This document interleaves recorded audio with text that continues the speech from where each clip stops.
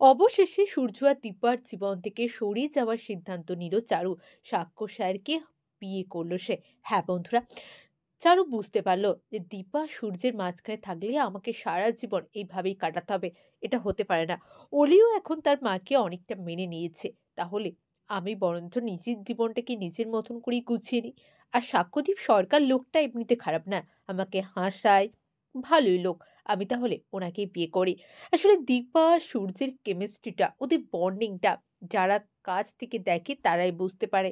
ওটা তো এক জন্মের নয়, ওটা ৭ জন্মের। তাই ওটাকে ভাঙার চেষ্টা করাটা বৃথা।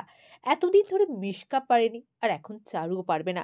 কিন্তু চারু সেটা বুঝতে পারল। তাই চারু তাদের জীবন থেকে সরে যাওয়ার সিদ্ধান্ত নিল। এমনিতেও তো ওরা একটা প্ল্যান করছিলই, যেখানে সূর্য আর দীপা নিজেদের মুখে স্বীকার করবে যে ওরা দুজন দুজনকে ছাড়া থাকতে পারবে না। কিন্তু তার আগেই যদি চারু সাক্ষ্য স্যারকে বিয়ে করে নিয়ে চলে আসে, ব্যাস, তাহলেই তো কেল্লা ফতে হয়ে গেল। আর কারুর কিছুই করার থাকবে না।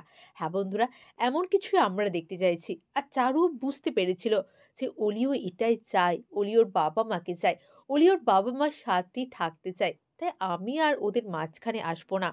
তাই এমনটা করলো ওরা। হ্যাঁ বন্ধুরা, অনুরাগের ছোঁয়ার আগামী পর্বগুলিতে আপনারা ঠিক এমনটাই দেখবেন। চারু আর সাক্ষসের বিয়ে করে আসার পরে অলি আর রূপা এমন নাটক করলো যেন ওরা কিছুই জানতো না। ওরা বাবা মায়ের সামনে বলল, এটা তোমরা কি করলে চারু?